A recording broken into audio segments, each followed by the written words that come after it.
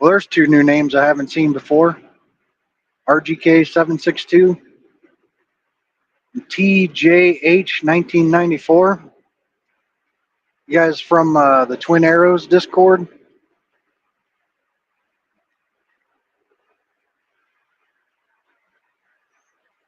TJH knows who I am, evidently. They said, hey, yo.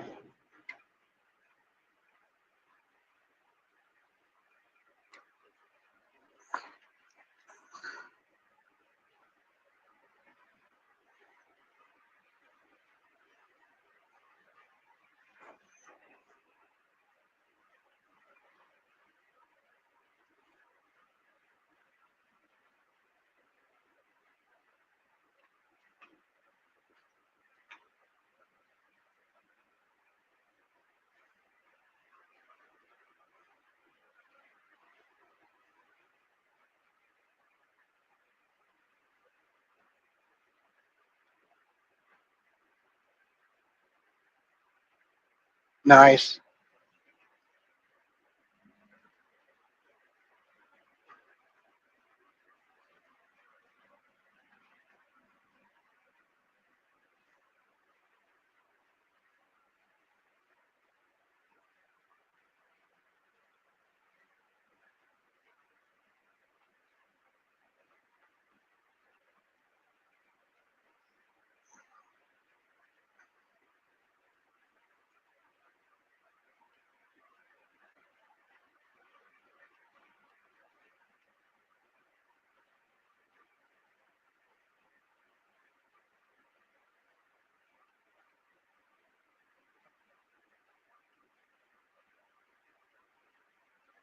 Yeah, I haven't listened to a Duke chat in a while. Kind of fell off there, getting busy with life, I guess. I just started listening to Honda's Sunday chat. Didn't get all the way through it. Had to turn it off there. I heard him and Matt are going to start making some videos together. That should be interesting.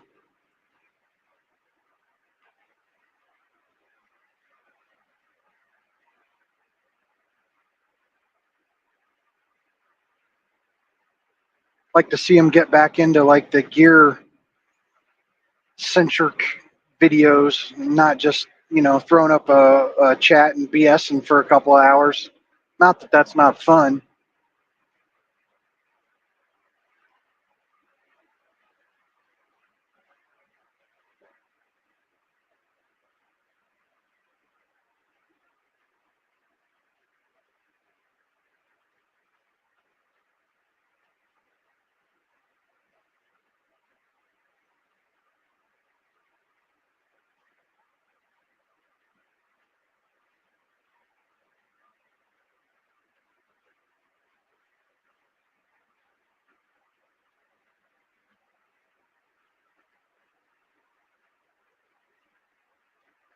Yeah, I usually listen a lot at work too.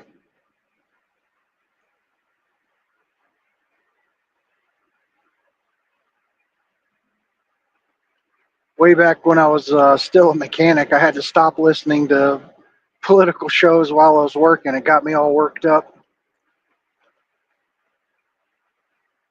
and it was kind of distracting.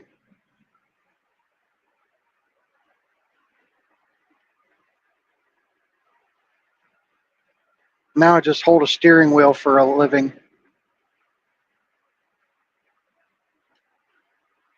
with a lot of time on my hands to sit back and listen.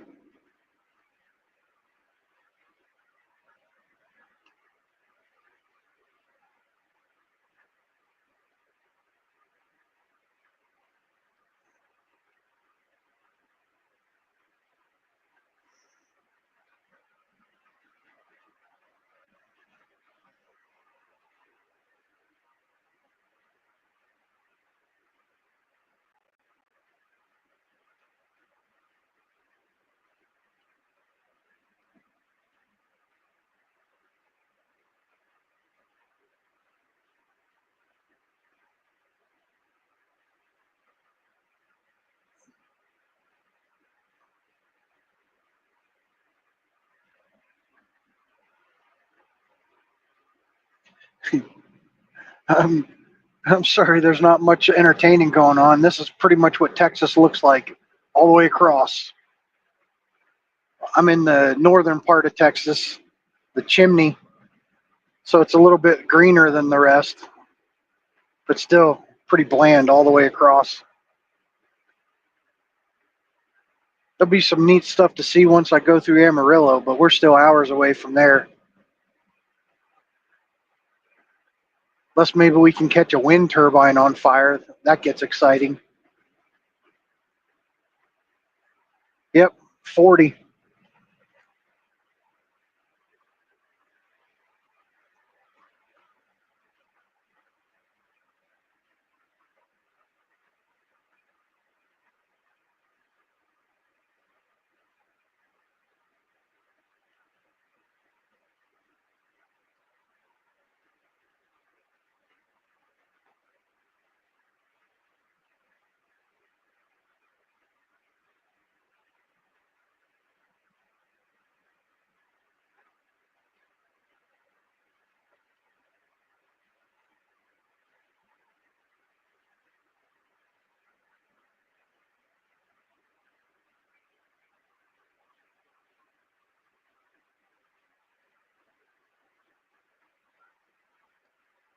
I think that's pretty much where I'm going.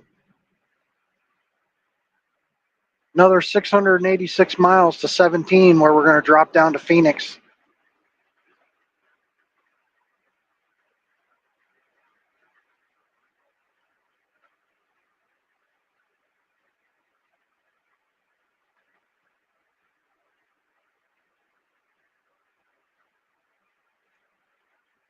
That elevation change will get you.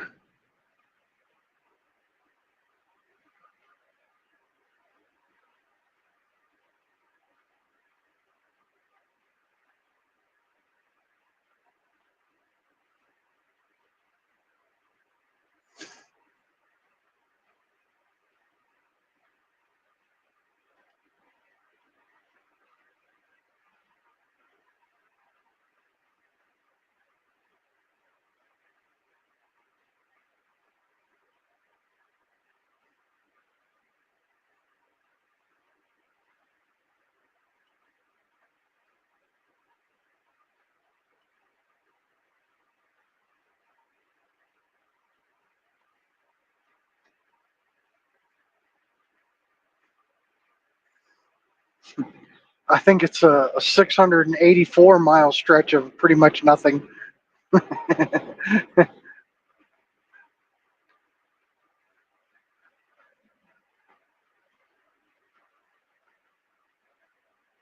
Except for in Amarillo, the Big Texas Steak Ranch. Stop by. We stop by there every chance we get, and we're going to hit there probably around lunchtime today. But the problem is I'm pulling doubles, and I'm not sure I can get these wiggle wagons back in that tight little parking lot.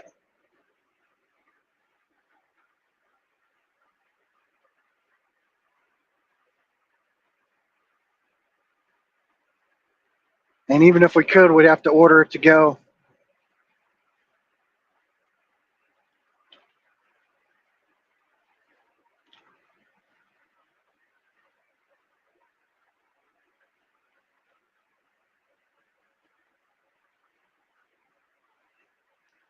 I'm not going to lie, there are some interesting little tidbits along the way here.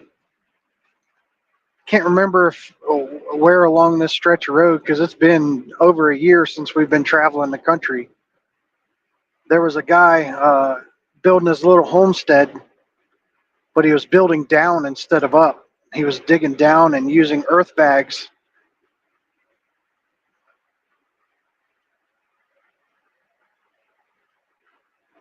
almost like the first Star Wars movie where Luke was living on Tatooine.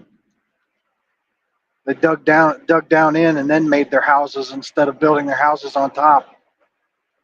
It makes a lot of sense out here. Get your house out of the wind and protect you from tornadoes.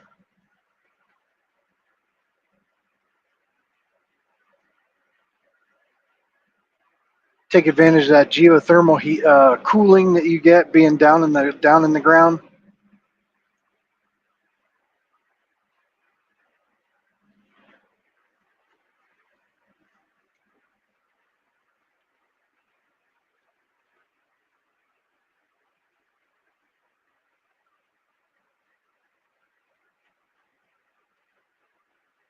I just crossed the Texas state line from Oklahoma about an hour ago. I'm a little less than 100 miles from Amarillo on 40.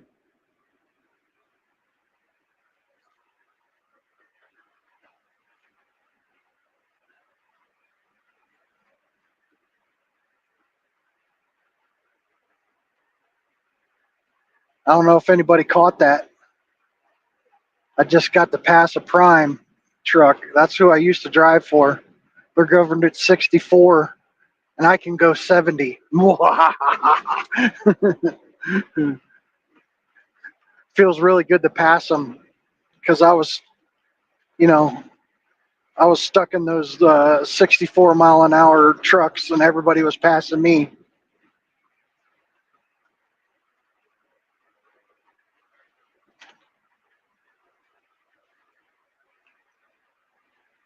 Yeah, Prime Inc., not like Amazon Prime.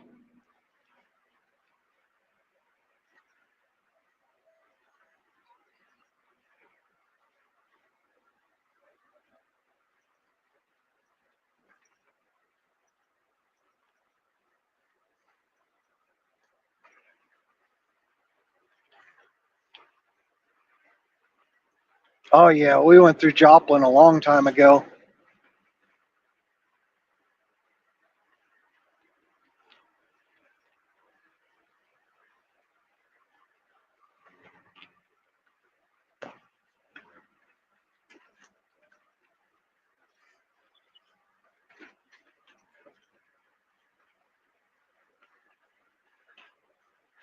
I hate construction.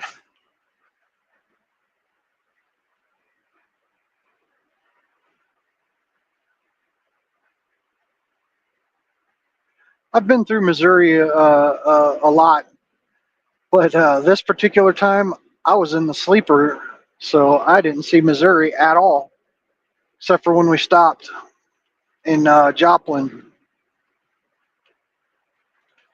And I guess technically when I started driving, we were still in Missouri, but not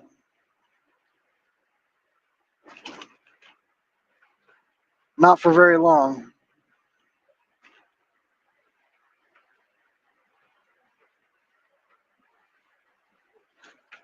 We stopped and switched right before we hit Oklahoma City.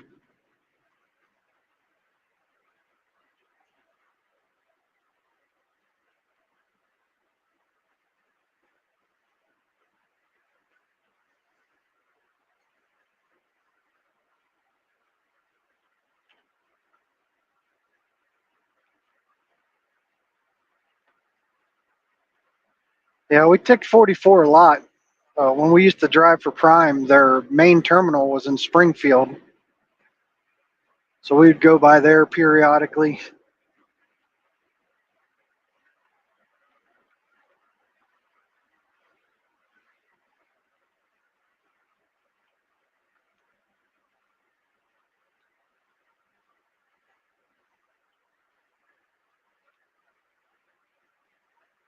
But when you're stuck on the highway like we are, you don't get to see much.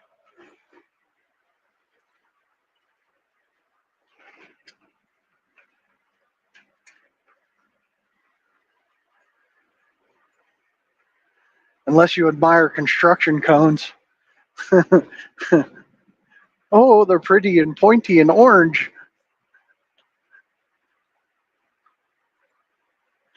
That's the only color out here besides brown, maybe light green, and black from people throwing cigarettes out the window and burning the grass.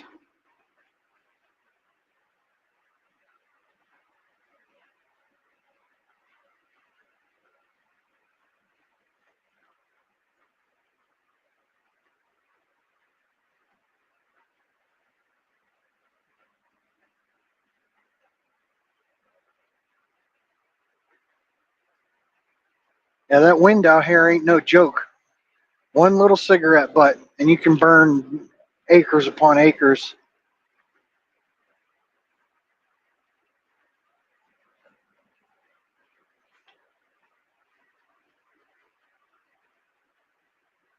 Yeah, they're pretty much the state flower of every state, if you ask me.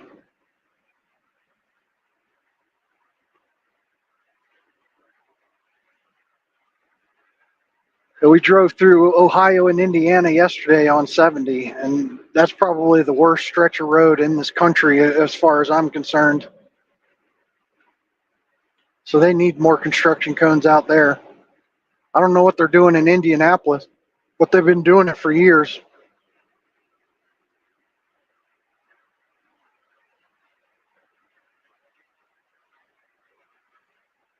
No, they need to get out of that area and freaking pave the rest of their highway. That's pretty much unbearable, let alone trying to sleep through it.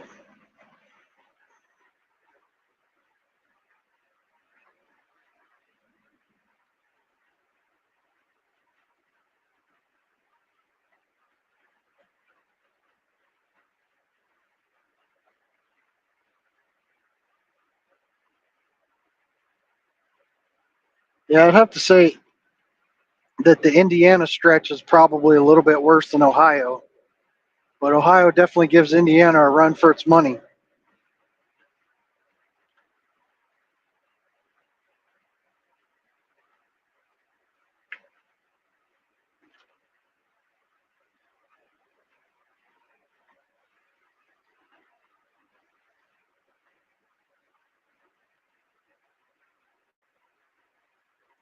I don't know, maybe this was all burned intentionally. I know they do that sometimes, but the patches that aren't burnt is a little weird, so that I don't know if that makes sense.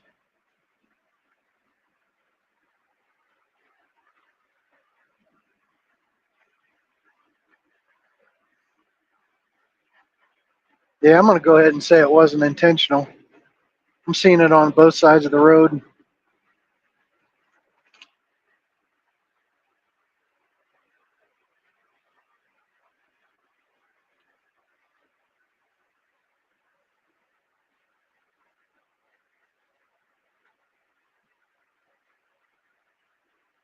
I understand triage of certain roads uh, need upkeep more than others, but when you've got an interstate,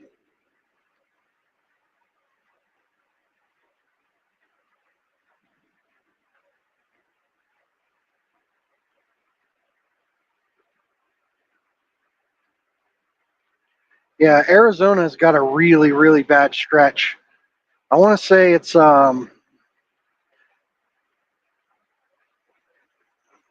right at the New Mexico Arizona border.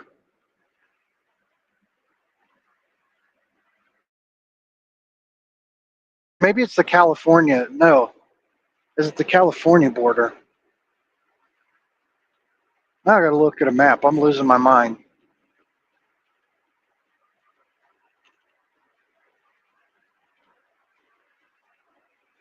It might be the California Arizona border on 40.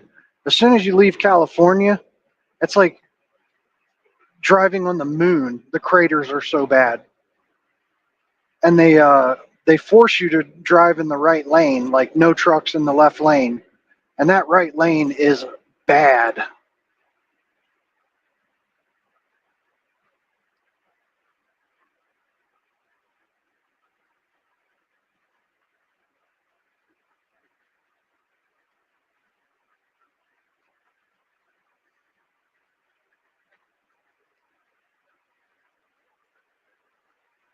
I remember Pennsylvania a few years ago. They had a sinkhole opened up that swallowed a whole car on the turnpike. Now that's a pothole.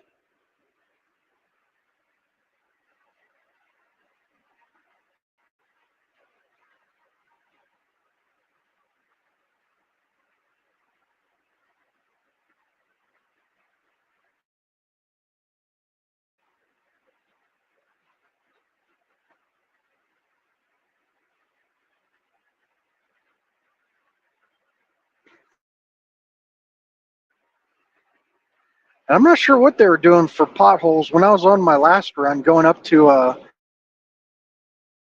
want to say it was, might have been New York that I was driving through. There were some really bad potholes. And it almost looks like they melted road cones into the pothole as like a temporary fix. I don't know what the deal was, but there was something orange like mushed in it. Of course, I'm going by at 70 miles an hour, so I don't know what the heck it was, but it was orange and it was in a lot of the potholes.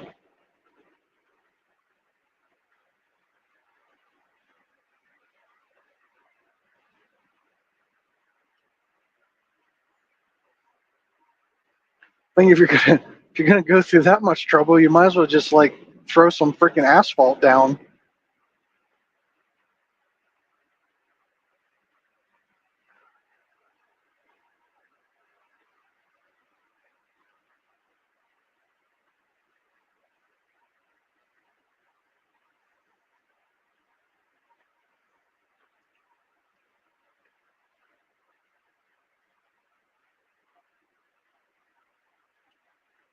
Coming up on a pretty cool rest area. You guys might be able to see it on the camera, but we're coming up on some wind turbines. If you've never been out this way and seen how big these guys are and how many of them there are, it's pretty crazy. And the fact that they're not even carbon neutral. Like you think you're saving the environment by putting these wind turbines up, it actually puts more carbon in the air to produce these wind turbines than they'll ever offset during their operation. I think they did the math and it's like it needs to be up for about 30 years just to offset the carbon that it took to produce it. And the normal service life is only about 18 years before it needs like complete rehaul or overhaul. And then that extends the carbon thing and it just never breaks even. But the only thing you're doing is moving the pollution away from the states,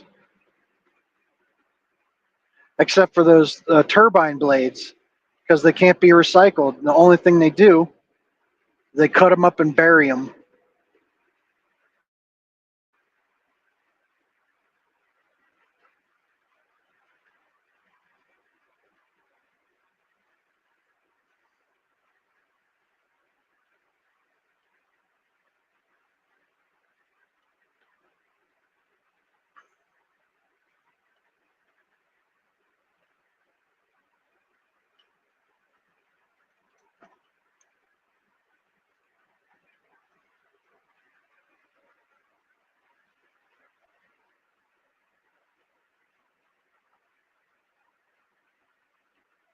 I don't know. You guys might be able to zoom in. You should see coming up here on the right, hundreds of them. I don't know about hundreds. That might be an exaggeration. There's a lot.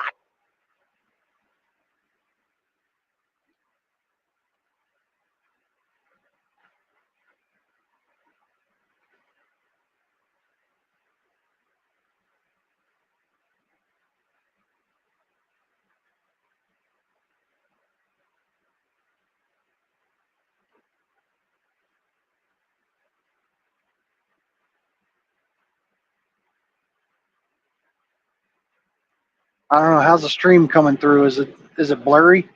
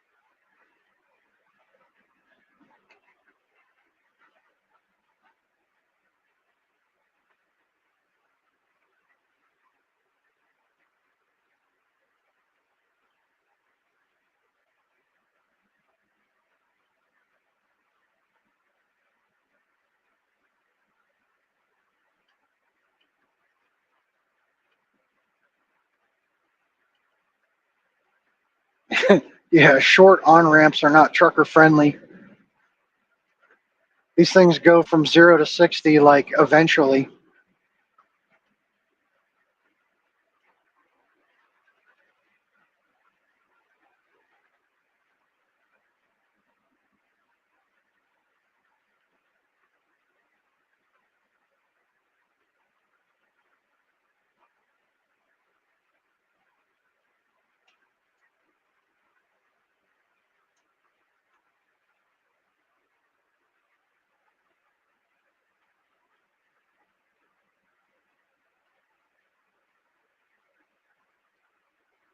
I've got a video from a couple years ago. Maybe I'll post that as a short. I caught one of these wind turbines on fire.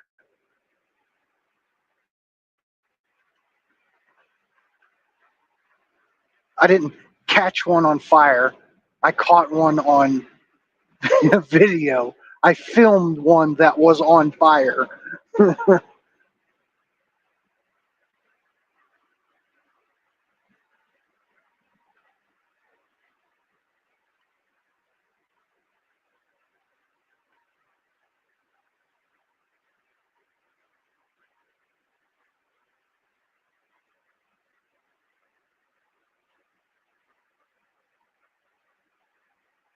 Yeah, those gas powered moving trucks, they don't have any get up and go either.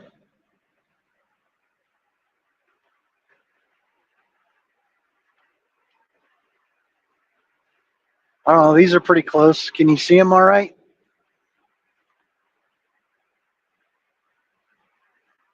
It's kind of awe inspiring if you've never seen one up close. They're freaking huge.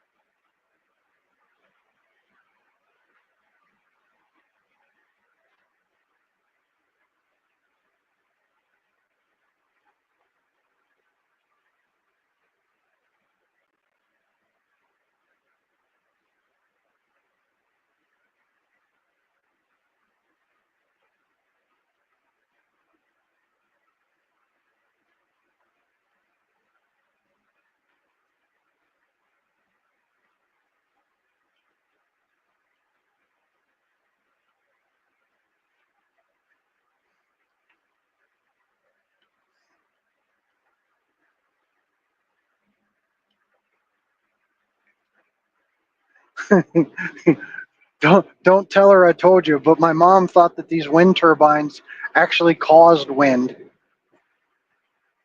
Like we thought she thought we were pushing the air with them, not the other way around.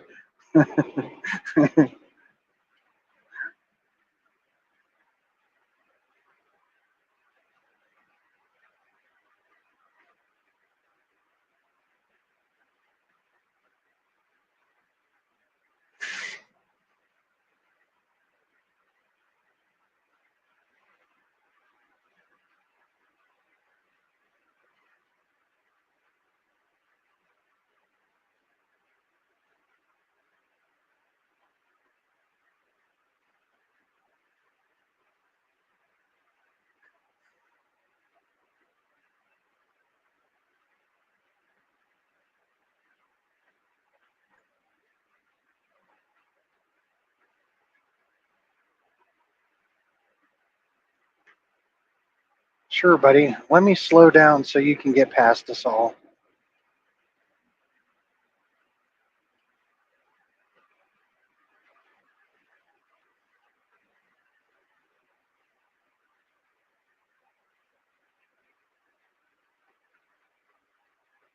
I'll tell you though, I'd much prefer the wind turbines to the solar farms because at least these wind turbines only take up like a little tiny base, whereas the solar farms they just completely cover acres and acres.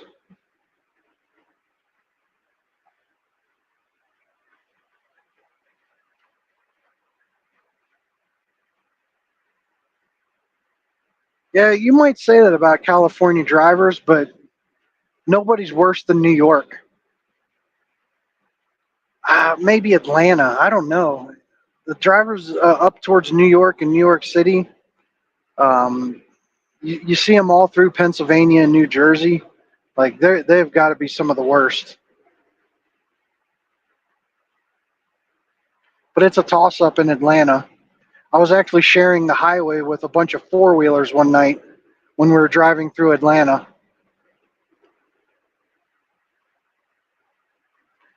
Not like four wheeled cars like some truckers say four wheeler. I mean little ATVs.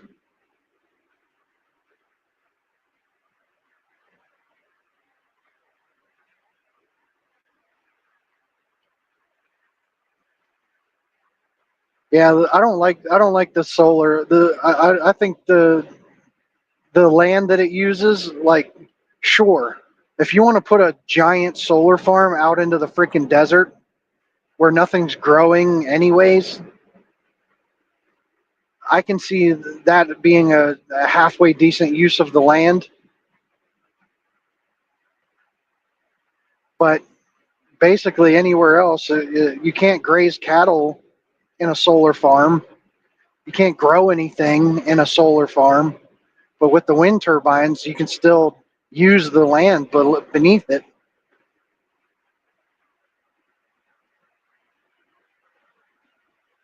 But I have heard that they create kind of an infrasound, like a sound frequency so low that humans can't hear it, but it messes with some animals. Like I've heard whales get fucked up by this infrasound, this low frequency sound that they make. And I don't know if it's from the blades spinning themselves causing the sound or if it's the wind noise off of them. That seems believable to me.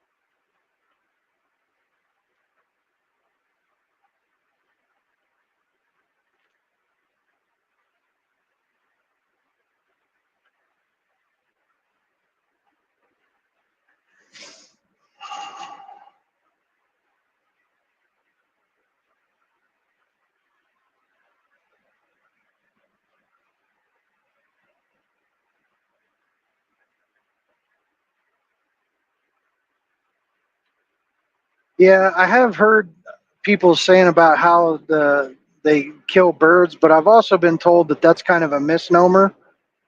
Like it's not as common as they want to make it out to be.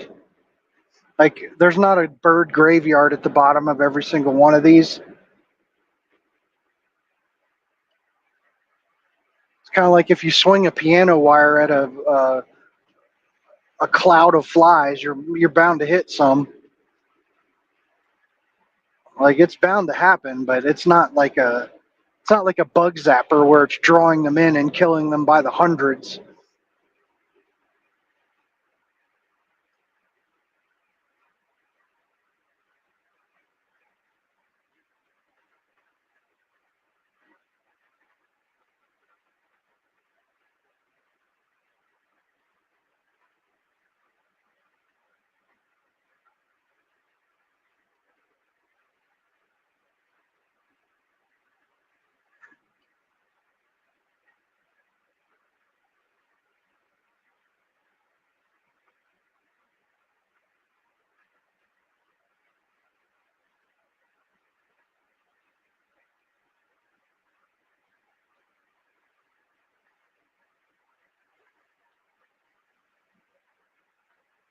It was so many sections burned in these medians. It almost makes me think somebody went along here and intentionally set fires.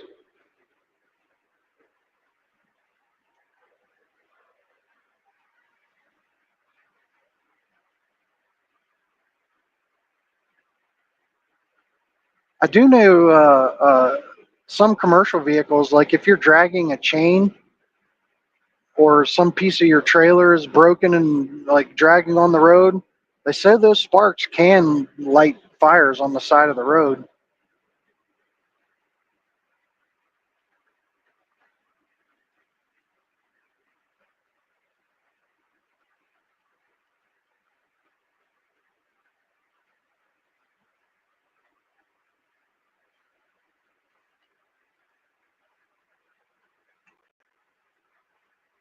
Something coming up here I always think is funny.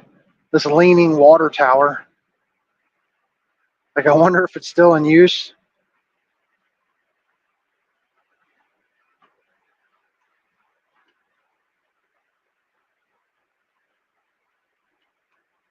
Or they just stopped using it and it started to fall down, or they stopped using it because it started to fall down. But it's been this way for a long time. Nobody's fixed it.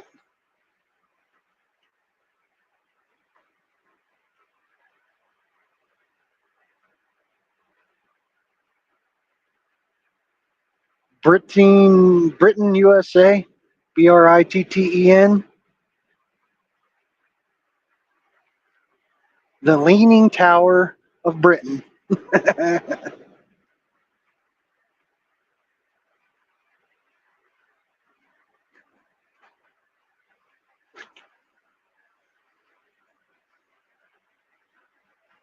TMT. He's dynamite.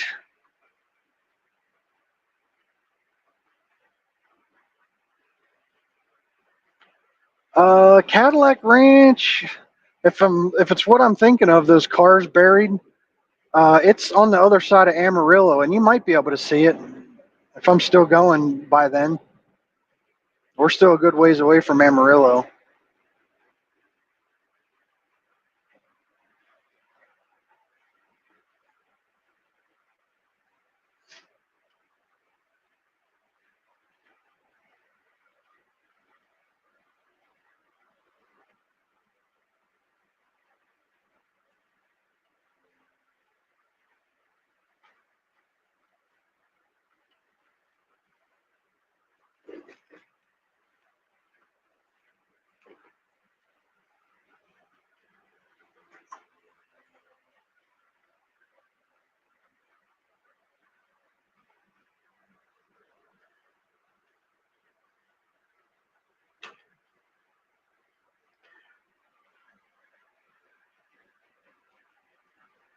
Yeah, see that sign? Free 72-ounce steak in 42 miles.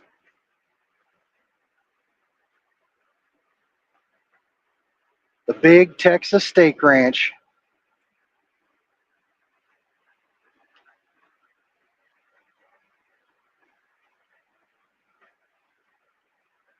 Evidently, if you can eat a 72-ounce steak, a baked potato,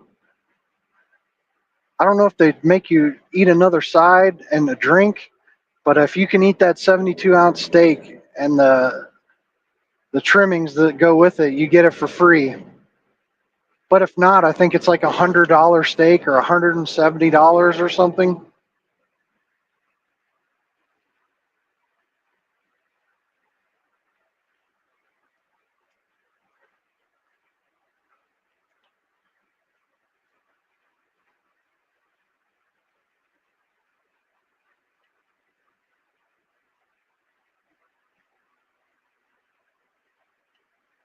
That's kind of what I was thinking, old man Buttwrinkle.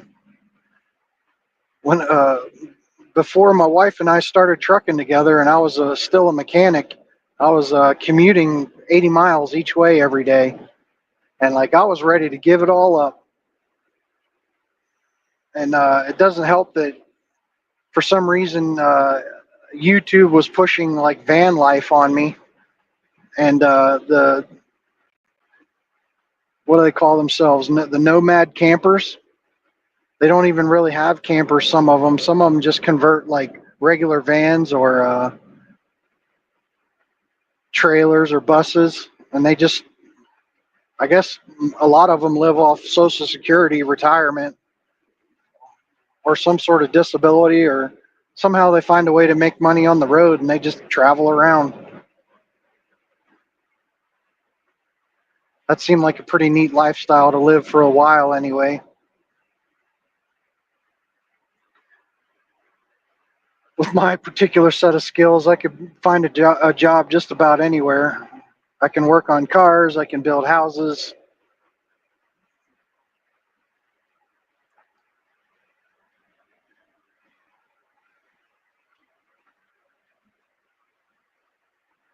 Oh no, the road pirates got another one.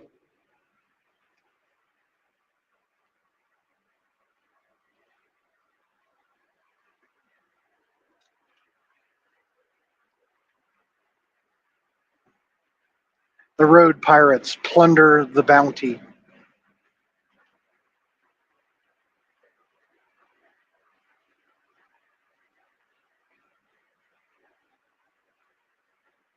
Yeah, the regular campers are really nice, and depending on what you spend, some of them are really nice, but none of them are actually built to like last. Like after a few years, the stuff just starts to wear down and it doesn't work. Like they're definitely not intended to be a permanent solution for anything.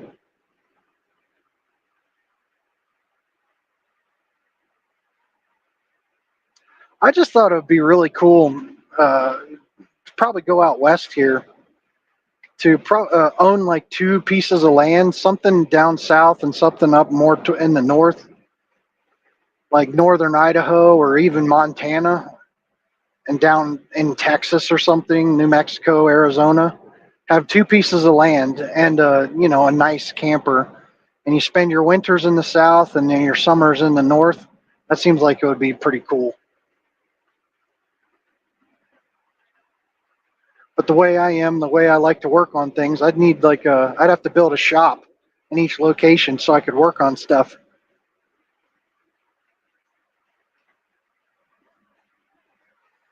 I joke with my wife, if we were ever to get like an RV, I'd have to pull behind the trailer just to uh, bring all my tools and my hobbies. Like I can't leave my tools and stuff behind.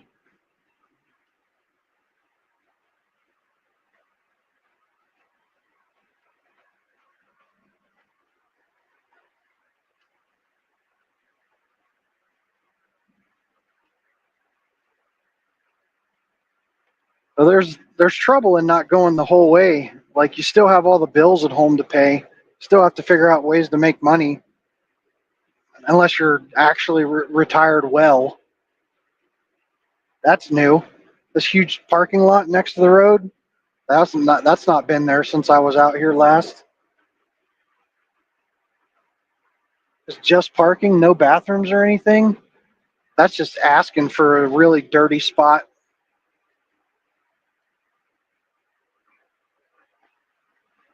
They at least had dumpsters. You know, Probably 20% of truckers will make the effort and actually go throw their trash away. The other 80% will just throw it out their window as they're leaving.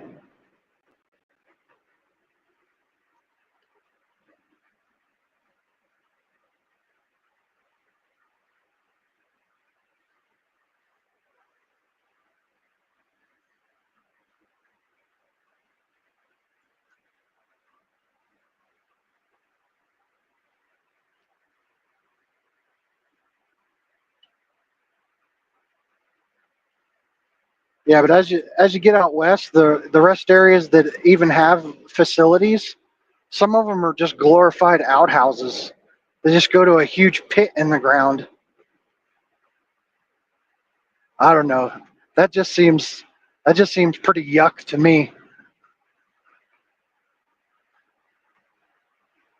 Plus, it's bad enough if you drop something in the toilet, you got to get wet to get it back. If you drop something in there, it is gone forever. Nobody going in there to get their cell phone back.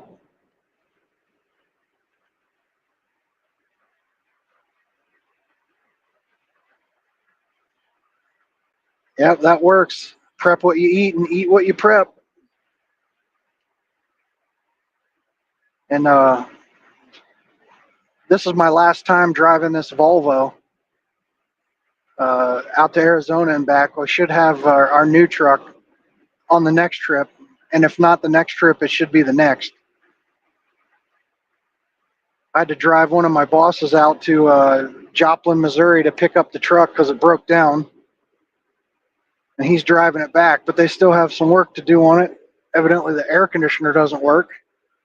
And if we're going to Texas and Arizona all through the summer, are going to have an air conditioning. I like keeping it like an ice box in my truck.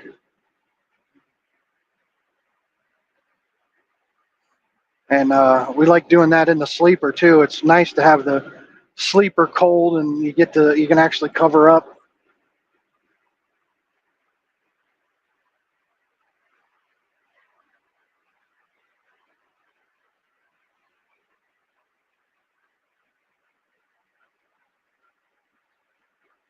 No, if you made me pick one, I would say California rest areas are the worst.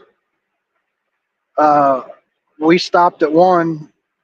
Uh, we had chosen it as our final stop for the night. We were getting close to our destination, and we are just going to stage there, and then go the rest of the way in the morning to deliver. First of all, there was no power at this rest area, so we got our flashlights and went in. And, the water was still working, but there was no lights. And my wife said the women's restrooms were in really, really rough shape. And the one I went into, there was toilet paper everywhere, and there was actually blood sprayed up on the wall where I guess somebody tried to stick a needle in their arm, and I don't know, is that a thing when people use intravenous drugs? Does like your blood spray? But there's blood sprayed up on the wall. It was pretty rough.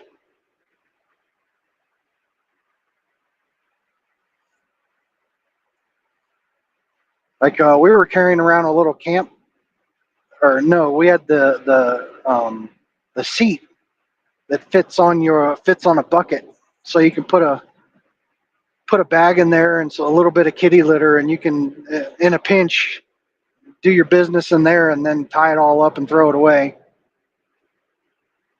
And I actually got a camp toilet now. It's like a little self-contained thing that has water in it and a collection bin at the bottom. So once you're done using it, you like push this little button thingy and it's supposed to wash it down so it's not so stinky. Well, when you're out on the road, you got no choice but to use public bathrooms. I was uh, I was very much so avoiding public bathrooms before I became a truck driver.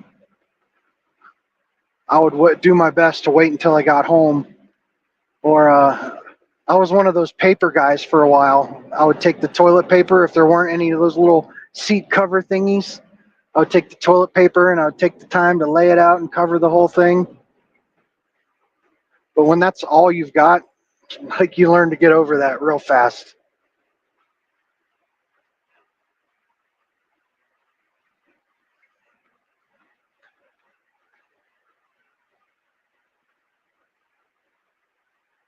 Especially living the trucker lifestyle. I think I've said it online many times.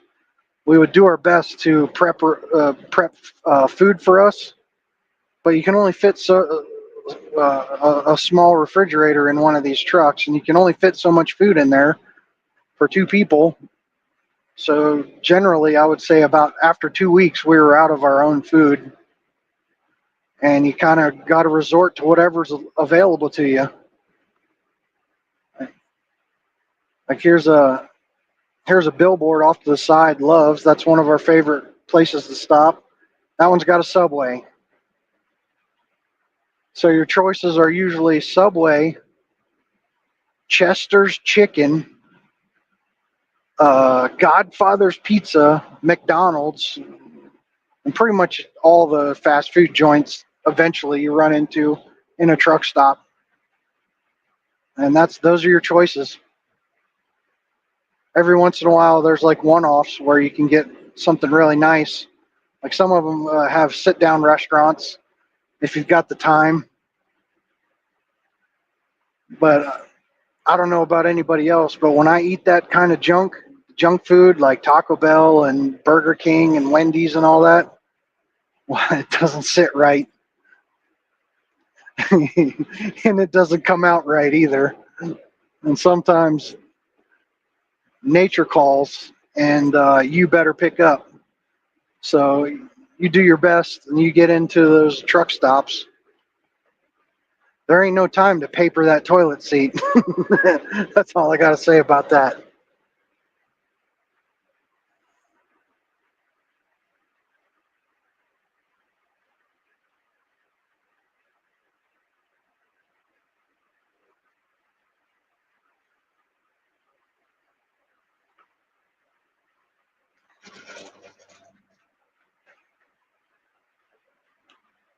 Yeah, stopping to pee at every rest stop. You get used to it as a truck driver. Right now, we go about, oh, my wife has to get used to it again. She's pretty good at it, though. We go about 5 hours before we stop. We'll usually, use all the facilities, get what we can done when we stop to switch. And after about 5 hours, you have to stop for a 30-minute break eventually. So, right at about 5 hours, we'll stop, take a break, use all the facilities, get food if we're hungry.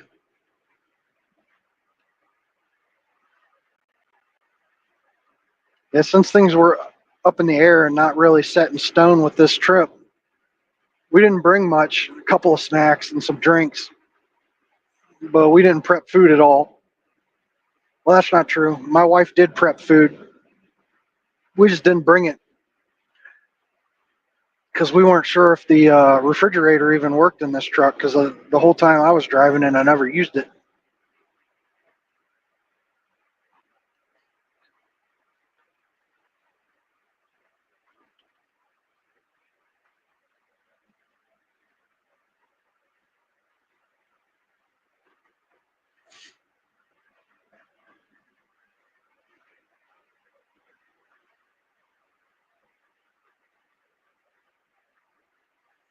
I guess we were having this discussion a while, but in one of the previous chats about how truckers use pee in bottles and stuff. Yeah, a lot of guys pee in bottles and then they'll just throw that stuff everywhere. I've heard firsthand accounts of women wearing adult diapers and just letting loose. That's gross. Like I don't know of any load that's hot enough that's going to cause me to wear an adult diaper just to make it on time.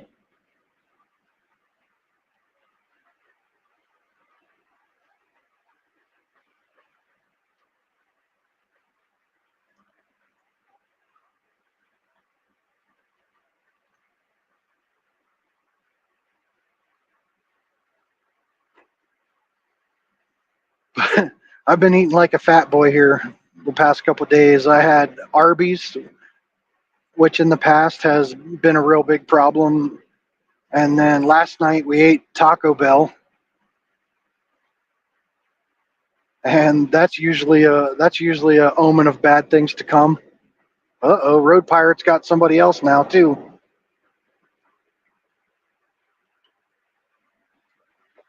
Nope. Yep.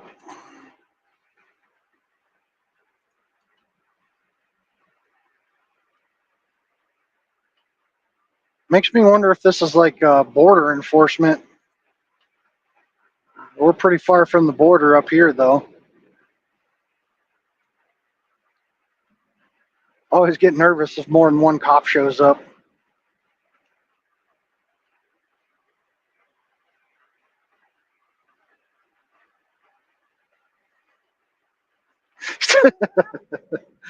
Like in Dumb and Dumber, when they're both riding that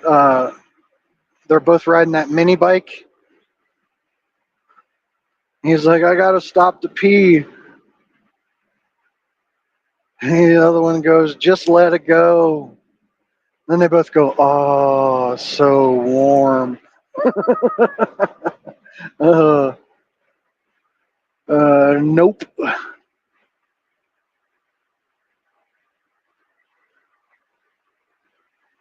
Yeah, I saw that on the news this morning when I was inside getting some breakfast. They caught one of the leaders of MS-13. Hopefully, we don't just deport him back to his country because they're not going to like put him in jail or anything. Just let him go, and they'll just drive his happy ass back across the border.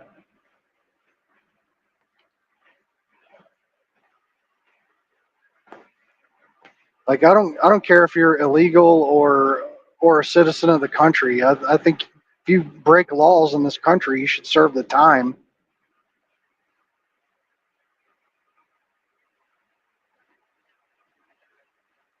But I guess we uh, sent a bunch of illegal prisoners to be imprisoned in another country.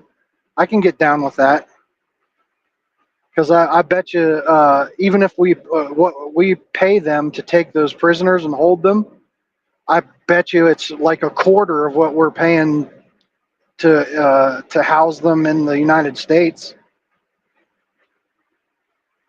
I feel like I've seen a number a while back of the what we spend on prisoners per year just to house and feed them,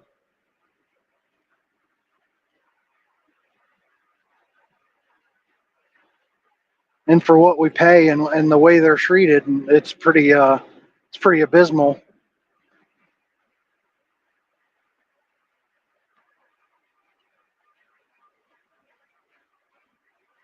I say if there's one thing government should probably take care of, it would be prisons.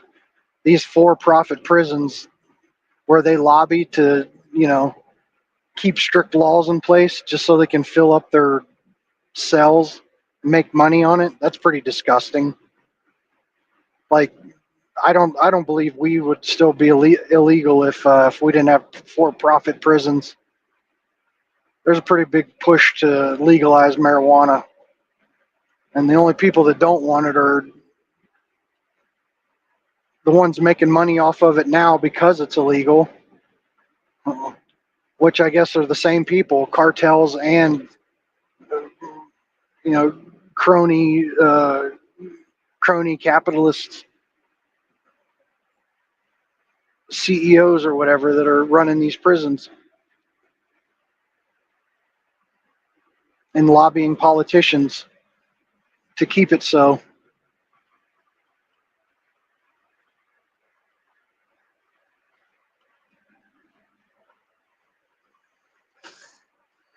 It's getting a little toasty now. I've been wearing a sweatshirt this whole time. Now it's 71 degrees outside.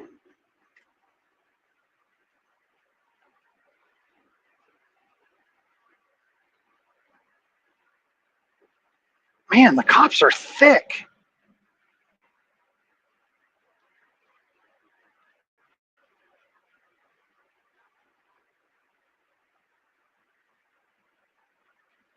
Wonder what happens when I run out of streaming hours.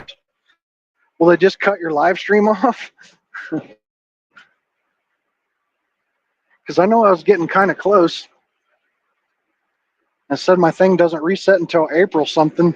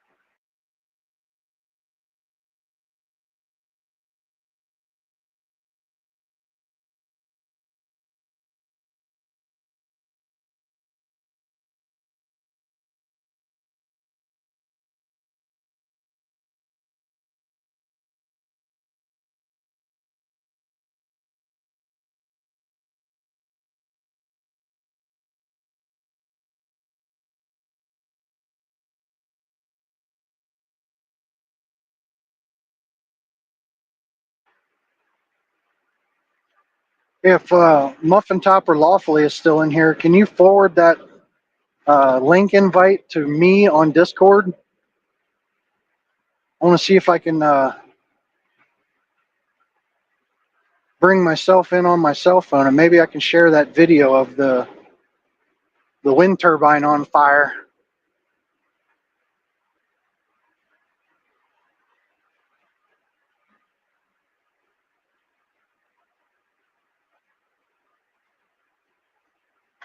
Never mind, my phone's dead. Forgot to plug it in. I was at 20% when I woke up this morning. Never plugged it in.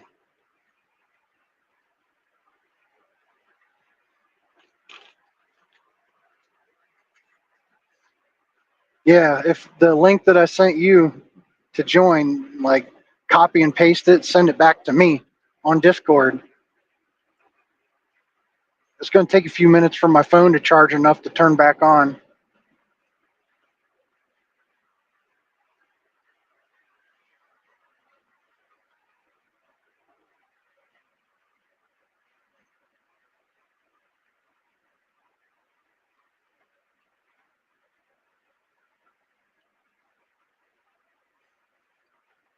This will be interesting. We'll see if this works.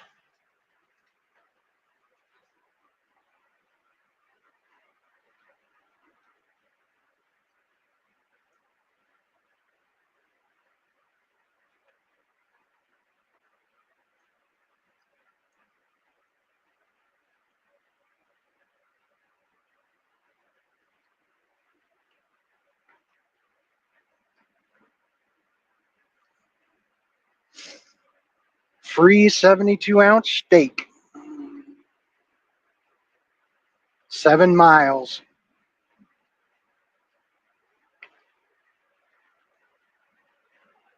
You guys should see this thing. They have one set up in the lobby.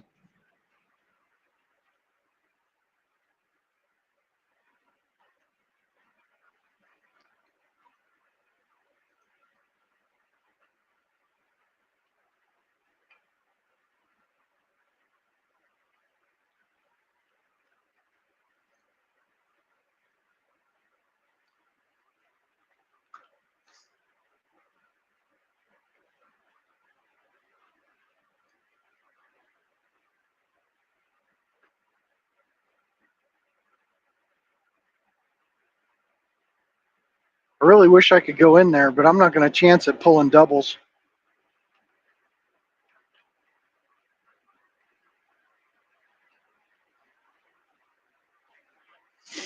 Oh, the 72-ounce,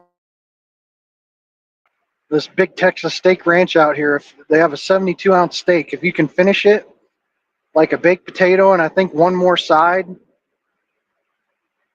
and a drink, if you can finish it, it's free. But if you don't finish it, I think it's like $170 or something. It's ridiculous.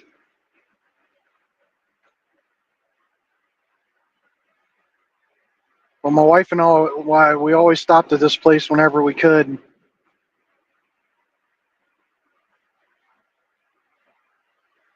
It's pretty neat. They got a giant rattlesnake in a terrarium.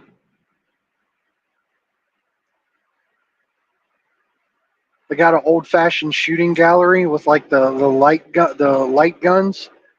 If you hit the target, then the whatever the target's attached to falls down or whatever.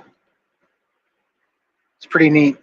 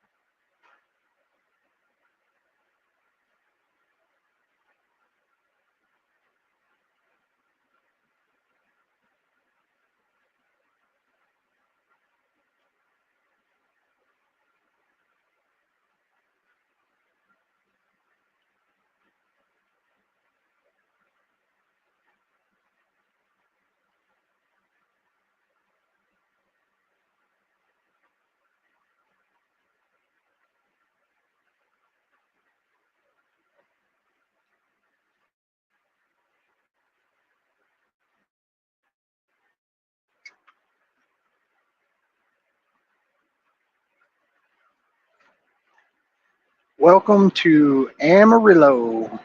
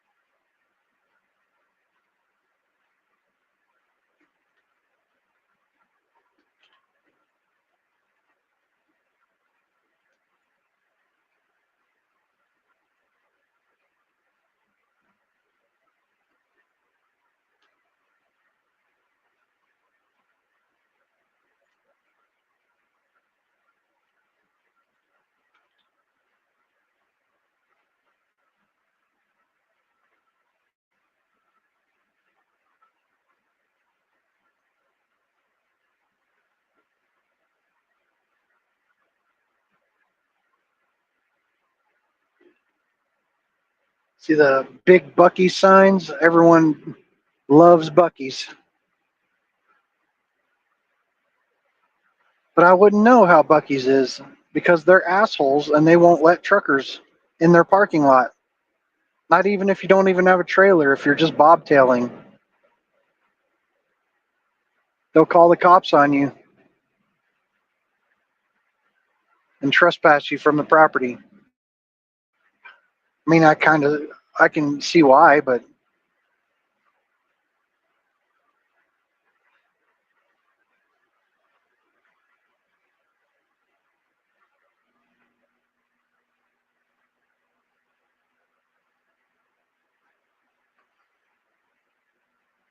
yeah. So even though I've been all over the place, I've never been to Buc-ee's. And when I found that out about them, I don't plan on ever patronizing Buc-ee's.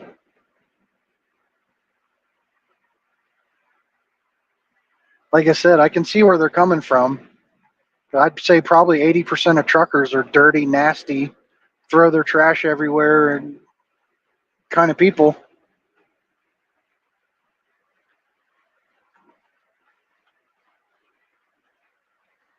And I don't know how you fix that.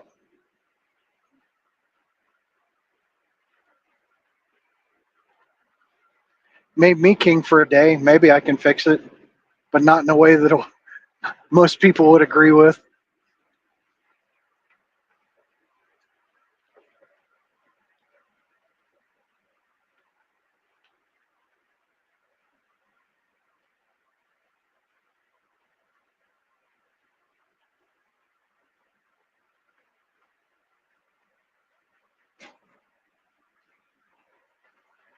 Here it comes. Can you see the sign?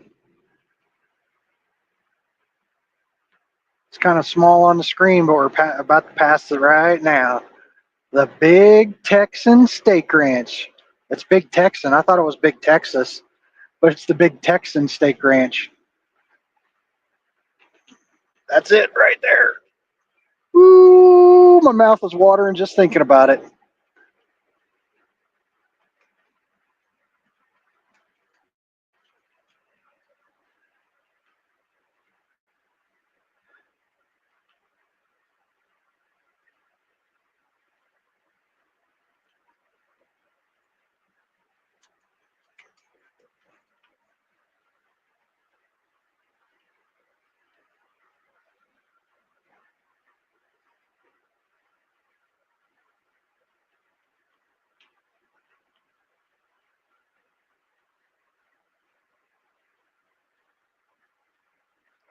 Yeah, it's for everything that goes right, something goes wrong with this administration.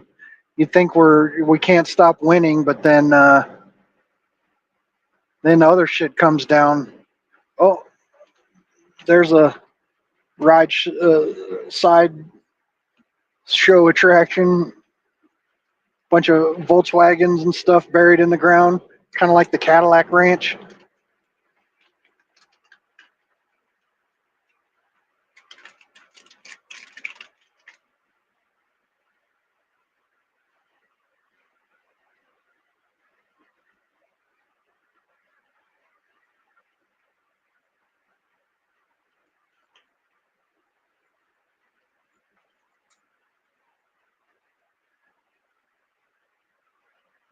I think with the truckers, there's a lot of immigrants in the business, and I think if you immigrate to the United States from a shithole country, well, those countries are shitholes for a reason. And if you come here and you treat our country the same way you treated your old country, then well, it's going to look like that. And stop at any truck stop. Some are way worse than others, but stop at any truck stop and you're going to see what could probably be a third world country, unless it's just been recently renovated.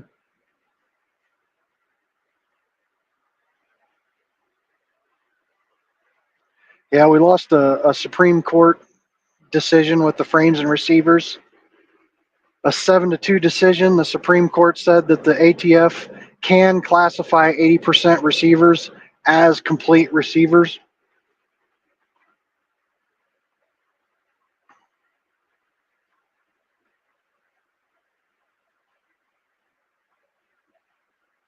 And I'm guessing you're making reference to red flag laws.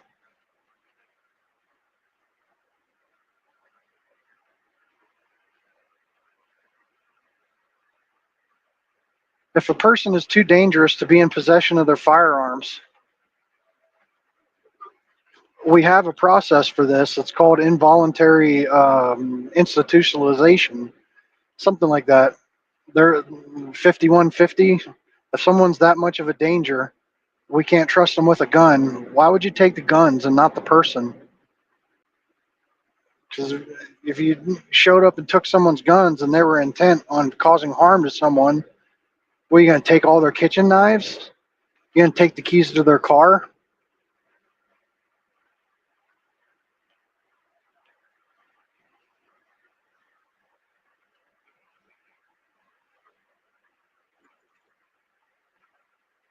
You're going to make it so they can't buy diesel fuel and other certain things from the hardware store?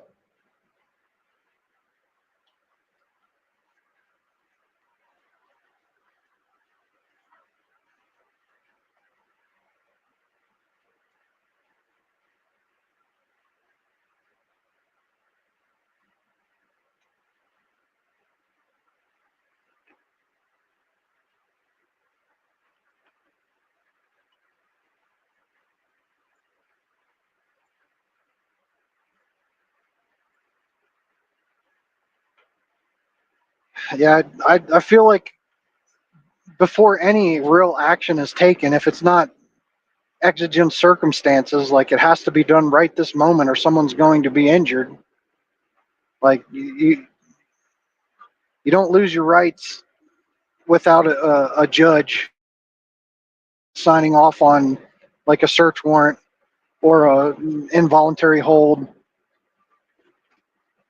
Like freedom is a little dangerous. If you want safety, try a different form of government, not a constitutional one, because it's meant for liberty, not safety. If you want safety, go into I mean, you can't even be safe in like a mental institution.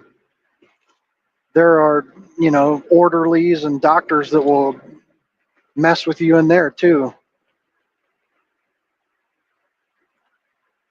And just think of the perfect utopia that the left wants for us: no guns, government at 100% in control of your movements, and what you can say and what you can do 24 hours a day. It's prison. Look at the prisons. That's the society that they want us to live in, and people still get weapons and drugs. So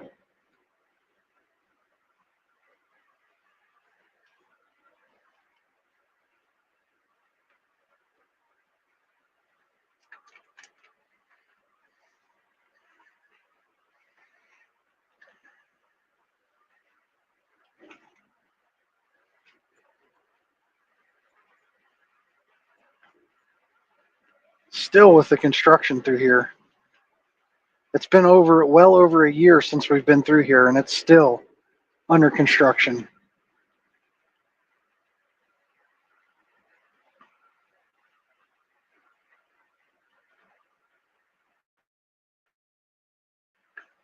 Now we're passing a Texas Roadhouse in Texas. Do you think the steaks are better at a Texas Roadhouse in Texas than at a Texas Roadhouse outside of Texas?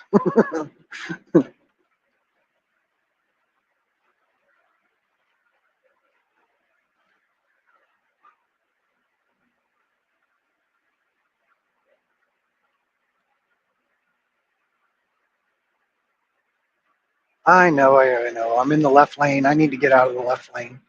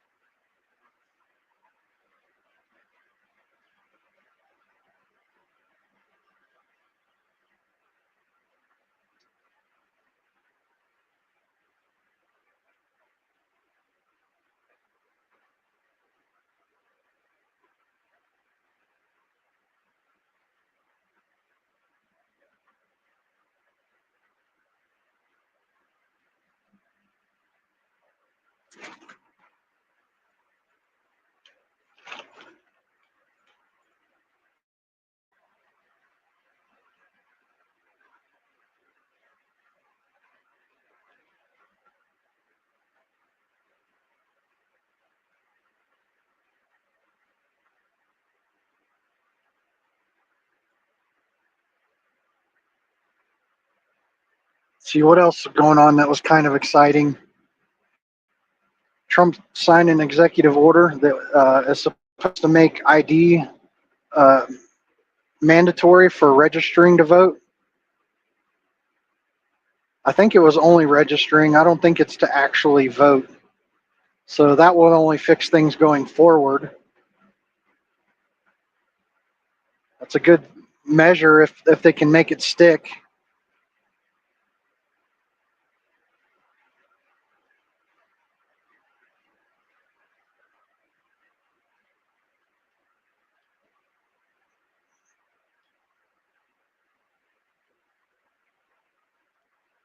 I've never heard a logical argument as to why they don't require ID to vote or proof of citizenship. The only thing that makes sense is that you want to cheat. If you require a government ID to vote, well, some people are too poor to get an ID. What does it cost to print a little piece of plastic? Make it free. We spend so much on so little in other areas. All these $2 trillion that Doge is trying to cut from the government. I think we can make a little room for giving people a free government ID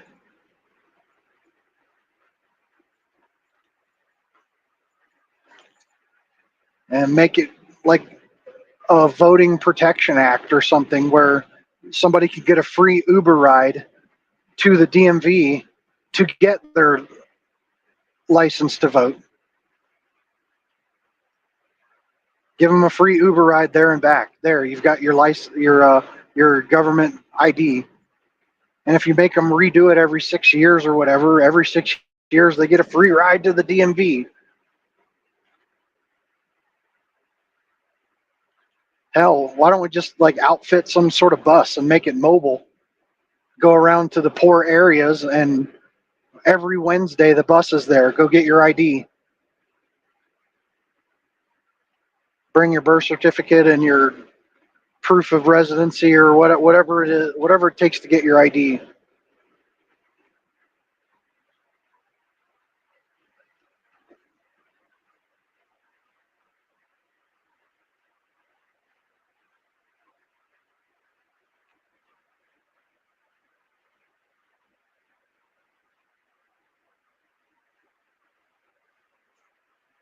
And I just watched an episode of Tim Pool, and they were saying something got messed up census this last time, and a bunch of states got a bunch of electoral votes that they didn't deserve.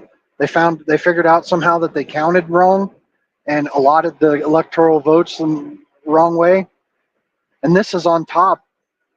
This is on top of not requiring people to answer the citizenship question during the census count. So not only did you have millions of illegals let into the country who are then counted on the census to give certain states electoral college votes, on top of that, they somehow miscounted.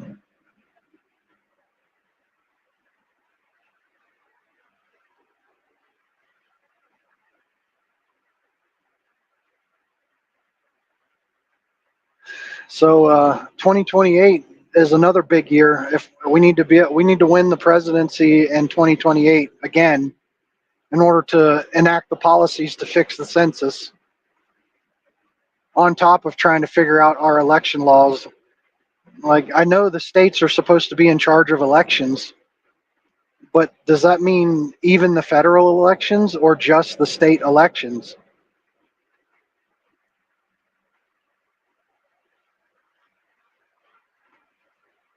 Like, can the federal government mandate IDs for federal elections within the states? I don't know.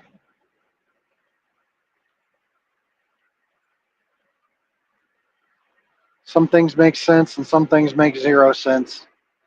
And I think not requiring an ID to vote makes zero sense.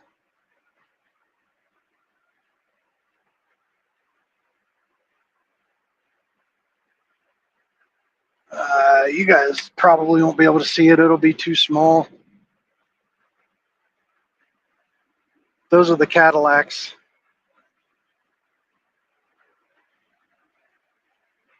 I stopped there when I was a kid.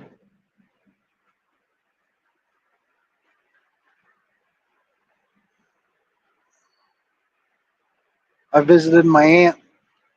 She lived in New Mexico. Or no, was it when we were driving out here?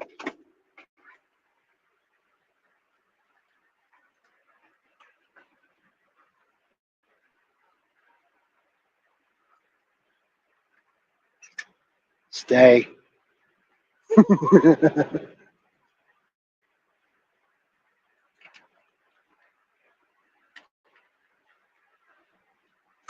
only dropped you once, maybe twice.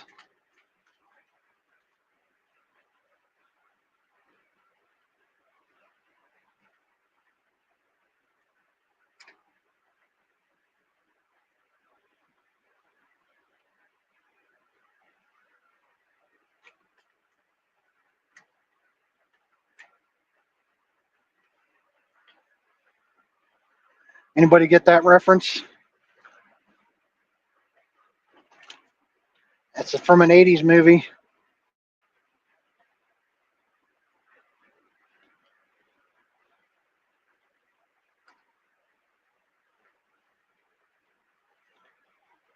Oh, there we go. I was zoomed in. I couldn't see.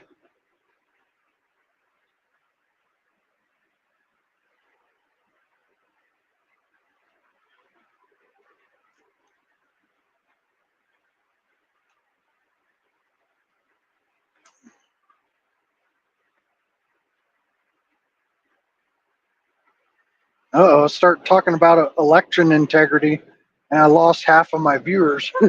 That was only three. That's pretty sad. 80s movie before my time. Well, if you haven't seen it, you need to go see it. It's The Goonies.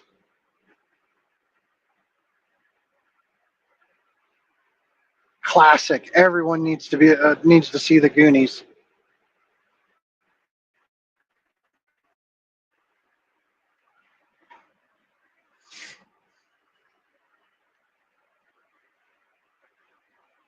You got to watch like the real movie version, not the edited version that I saw. I saw the edited version where all the cursing everything was taken out. Finally got to see the actual movie. I was like, what the heck? Just like I think it's called Little Monsters with Fred Savage and Howie Mandel. Anybody see that one? I had only ever seen that one on TV until I was an adult. We got to trying to find a movie for me and my kids to watch, and I was like, oh man, Little Monsters, this is a classic. And I'd never seen the unedited version.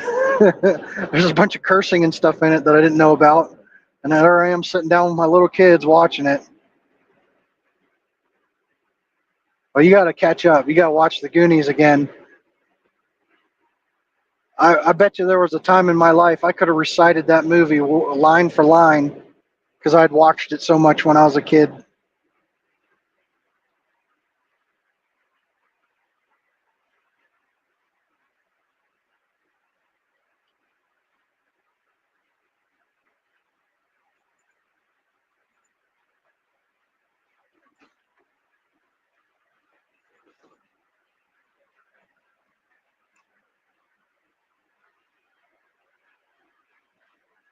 Yeah, exactly.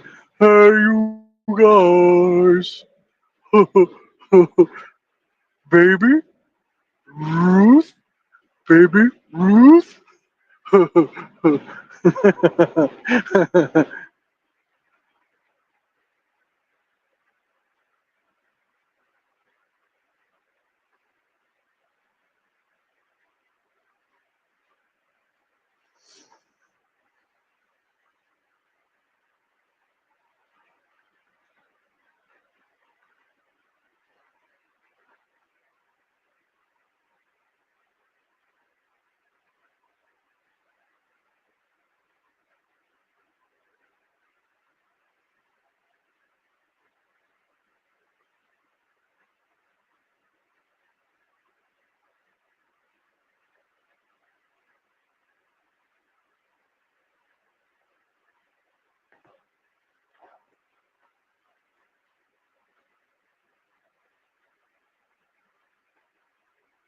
I feel like half of my generation's uh, vocabulary comes from movie quotes from the 80s.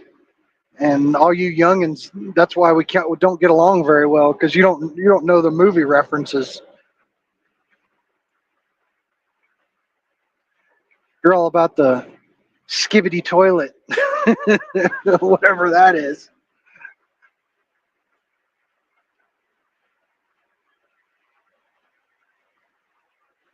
Oh, I feel so bad. I just realized one of my viewers is myself on my cell phone.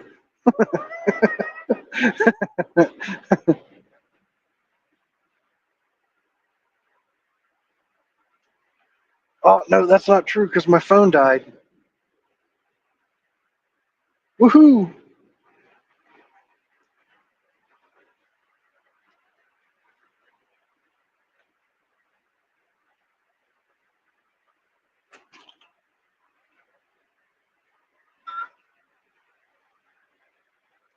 Yeah, they do some agriculture here, and I don't think it stays green without them watering it all.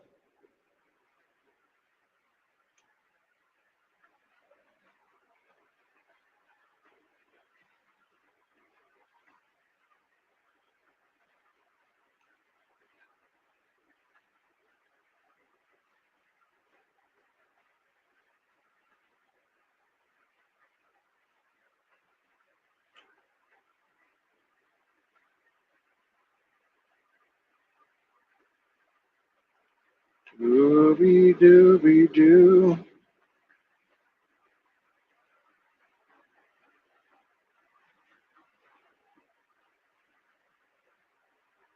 Well, this is interesting. I wonder if it will let me have two StreamYards open at once.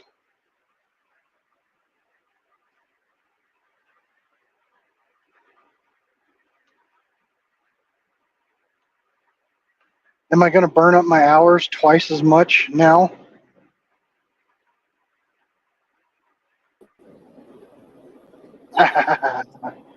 Oh God! Turn the volume down.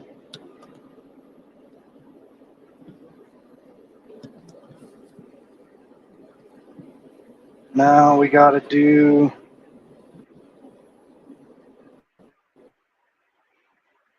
split screen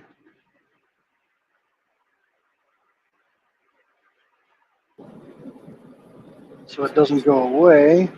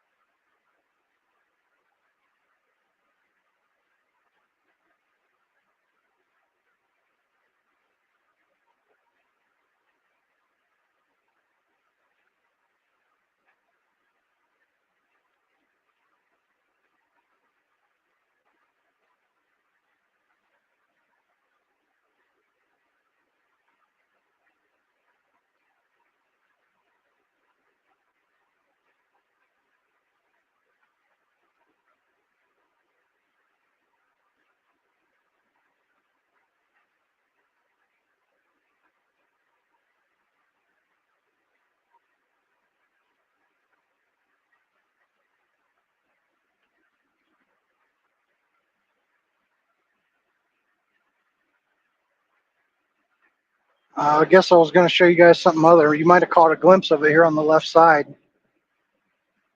So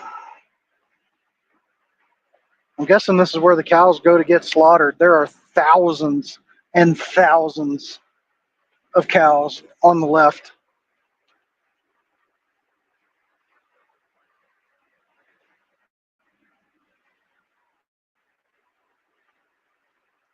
So if you're wondering where your beef came from,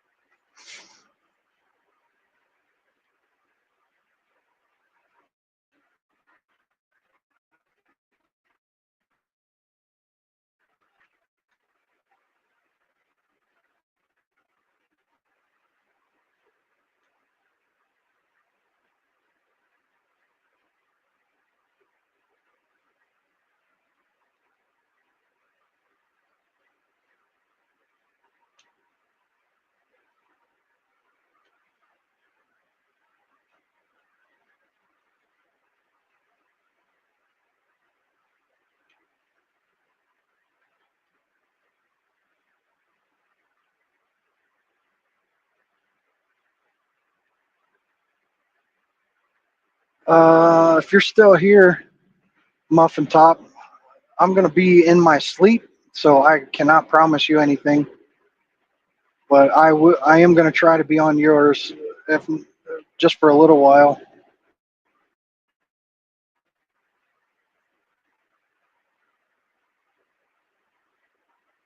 I wish I was at the point where I knew exactly where my beef was coming from. How many cows do you keep, Grit and Grace? Like, do you have a bull and heifers so you can make your own?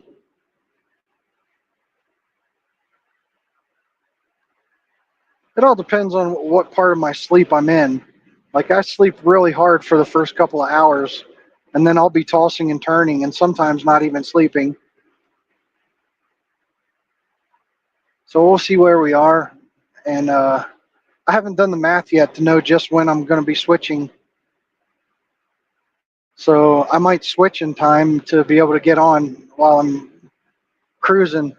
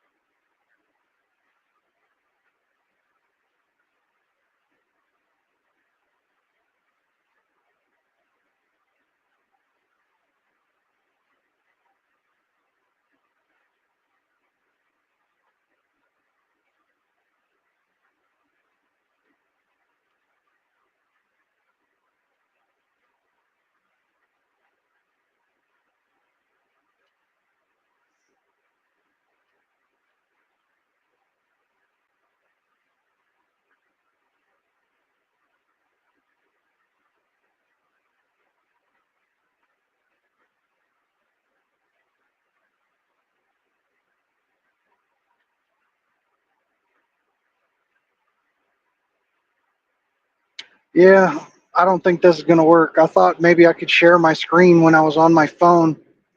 I'd have to probably sign in under a different login.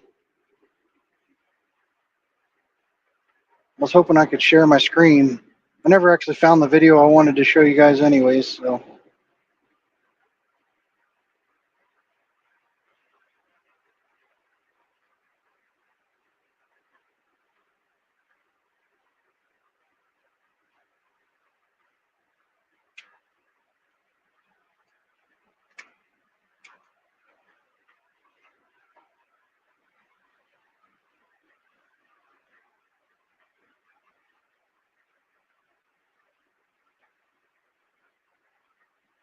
So you buy babies from the like the stock sale.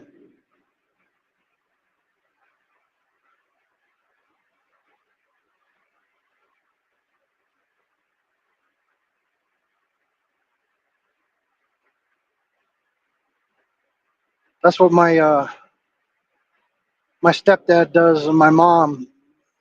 They keep a couple heifers in his the pasture across the road from where my mom lives, and he somebody he knows brings in a bull once a year.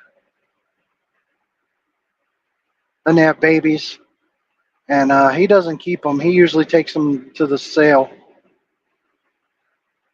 By the time he's done feeding them and everything, I don't know if he's making any money off of it.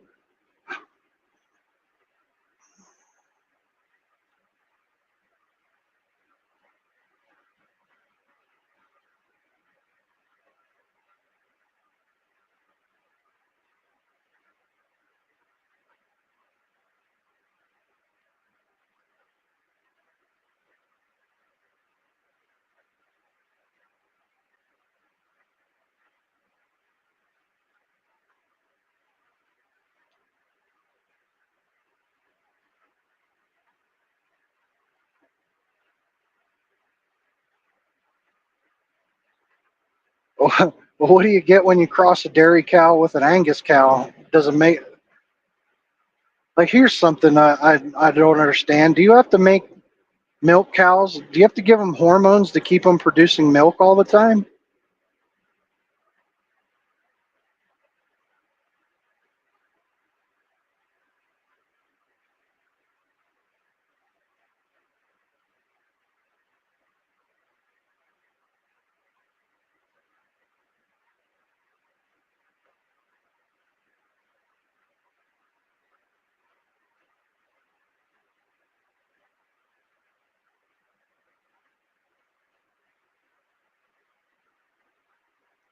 Yeah, I feel like you have to do it at scale if you're going to try and make money doing it. Just a couple here and there. I see it hard to make money off of it. My wife's family, they used to keep cows. They had this deal where the farmer would cut some of their fields for hay and then would give them a calf or two. And if you sit down and do the math, the amount of bales that he got off of their fields, and he could cut it twice a year. Like two cows was ridiculously cheap for what you could go to the stock sale and buy calves for, and what those bales would sell for. Now, obviously, they didn't have the equipment to cut the hay and bale it, so it's not like they could have done that and sold the bales. But you know, maybe they could have made it a more equitable deal. You know, like you should probably give me four cows instead of just two.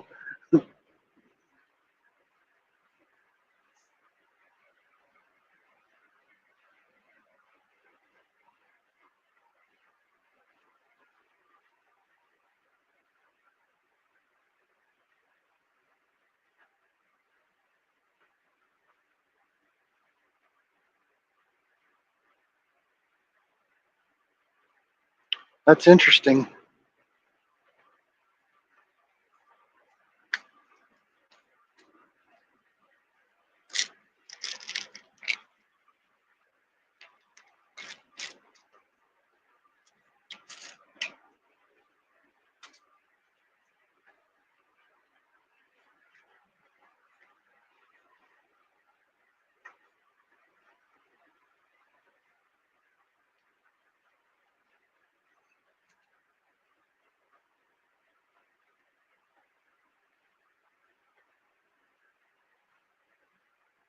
Well, they're selling off land here in Texas in 10-acre lots along this road here.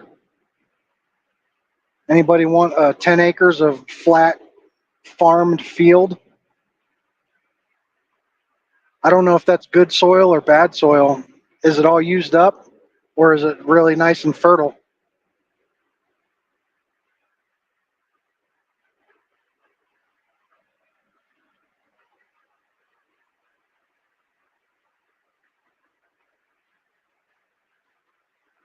But once you get out towards New Mexico and Arizona, you can get land dirt cheap out there.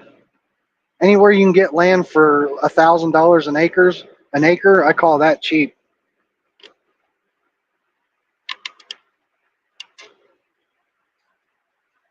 Out here, out west, you can get land cheaper than that. It's not going to be desirable land.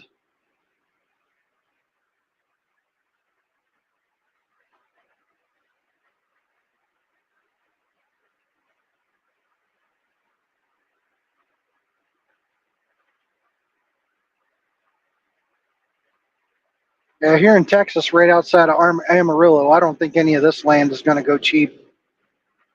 I know down south, close to the border, you can get cheap land in Texas. That was something we were always looking at when we were driving across the country. That was the loose plan there for a while, was to buy as many acres as we could afford, maybe owner finance or maybe just save up and buy something outright. But all the places we were finding that was cheap, it was just so far away from home. We got grandbabies. It'd be kind of hard to move to frickin' Arizona, or there's some spots in Utah that were kind of affordable. Like, that's the other side of the country from our grandbabies. But my son, he's kind of open to the idea of moving away. I don't know how his wife feels about that, because all her family is right there where we live now, good, bad, or indifferent.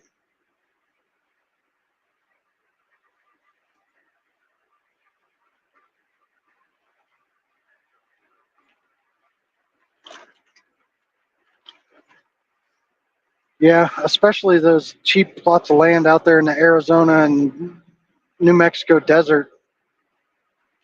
If you don't have a water supply on property, I think you're in bad shape unless you can afford to plunge a well down. I don't know what the water table is out there, how far you have to go, because you pay $5,000 for 5 acres of land. I don't know. A lot of people in that situation don't got 20 grand to put a well in.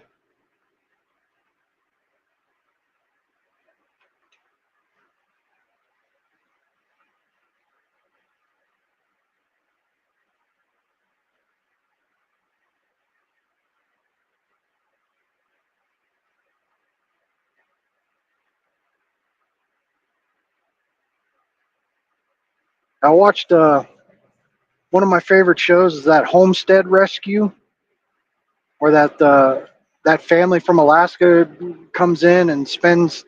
I feel like the show gives them a $10,000 budget per episode to like help the people. And one, they did this couple that was um, out in the desert, and I don't think they had a well. They were just doing rainwater catchment, and uh, they weren't processing the water. They were just drinking it, and they were wondering why they were always sick. So they ended up putting in, I think, a water filter, and like a UV treatment system for them, so their water was at least safe to drink.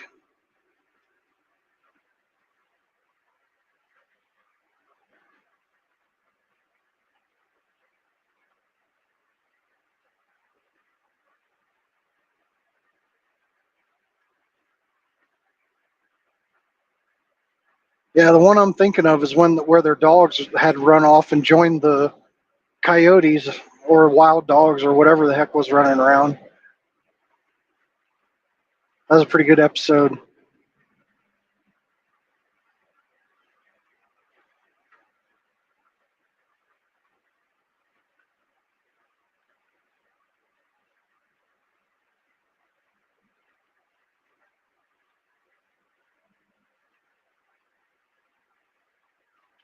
Now, to be fair, I think like one of their bigger dogs probably joined. The little dog probably got eaten, unfortunately.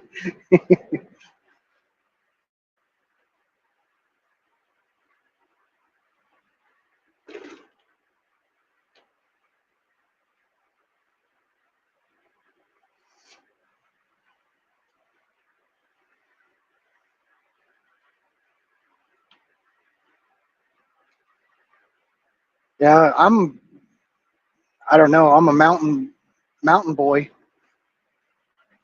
I grew up in Western Maryland. I think if I could go anywhere, it would be like down south farther in the Ozarks, Missouri or Arkansas.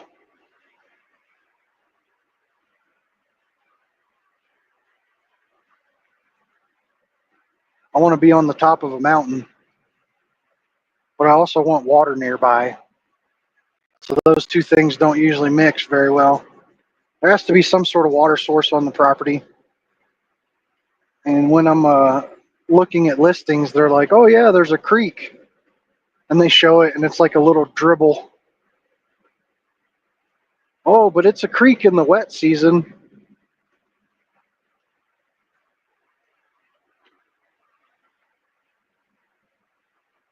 I don't know if any of you saw it. We just passed a one of those wind turbine blades on the back of a trailer. Maybe you could get a little bit more scale of how big those things actually are.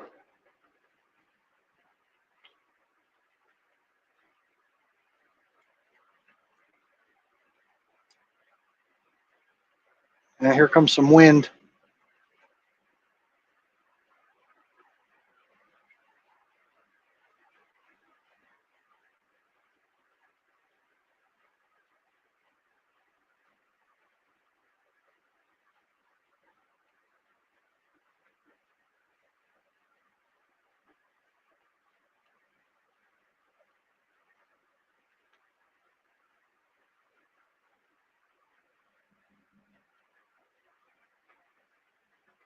Well, we hit 2 hours 9 minutes ago, and we're through Amarillo. I think there's a whole lot of nothing to look at going out this way, so I'm gonna cut it off.